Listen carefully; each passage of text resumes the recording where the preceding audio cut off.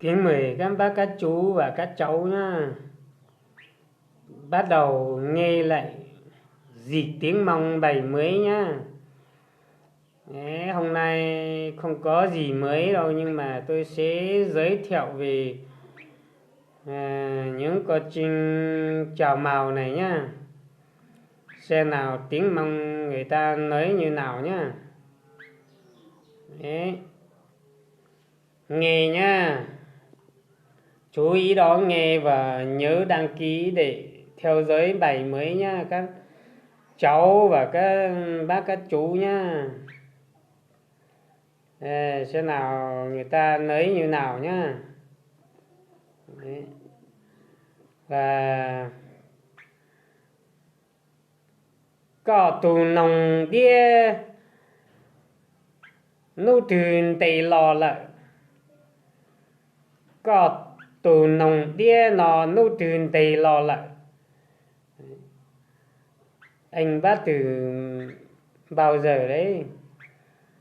Anh bác từ bao giờ đấy? Nó có từ nồng đĩa thọ truyền tây lò lợ. Vừa bác không lâu ạ. Hà nhuận tì tàu lò. Nó có ăn chưa? Bao nọ lại chỉ tàu. Bao nọ lại chỉ tàu. Nó biết ăn rồi đấy. Bao nọ lại rồi. Bao nọ hành lại rồi. Thế anh bán bao nhiêu vậy? Có vô mùa hón tàu chia 120.000 đồng ạ. Ít bùa nành gấu chia. Ít bùa nành gấu chia thì mùa 80.000 bao. Dì chậu chia mùa chỉ mùa. Không ạ.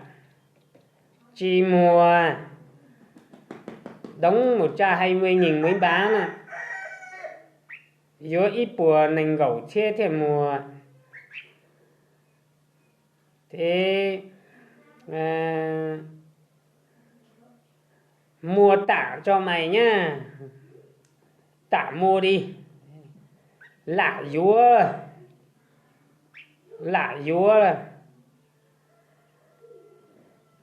Con chinh chào màu của tôi này khỏe và bóng khỏe rồi mà. Không được cha 20.000 không bán đâu. Cứ từ nồng nó hành hầu hành là chỉ tàu ít bùa nành gọc xe của chị mùa nè.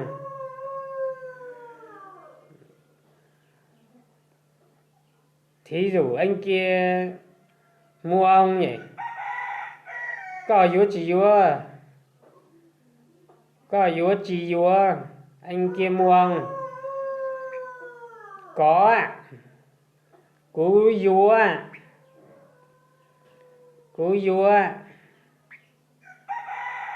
Nó khỏe uống khỏe thì sống tốt rồi. Nó rồng hầu rồng đi nó mà nữ chia là nữ chi tua là nó không chết được rồi. Nữ chi tua là đấy.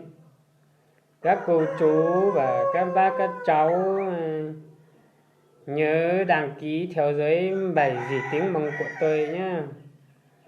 Hôm nay tôi chỉ có dịch mấy câu để các bác các chú hiểu thôi. Thế câu trình chào màu này là vẫn chưa gì hết ạ. Vẫn còn nhiều câu đã. Các bác các chú nhớ theo dõi bài dịch tiếng Mông của tôi nhé. Và theo dõi kênh của tôi để ngày tôi có bài mới gì tiếng Mông, để mai sau các bác các chú hiểu rất nhiều tiếng Mông. Các cháu trẻ, các trai trẻ nhá. Các con gái trẻ đi lấy chồng người Mông mới hiểu tiếng Mông nhá. Và các con trai trẻ đi lính vùng cao bên dưới là mới hiểu tiếng Mông nhá.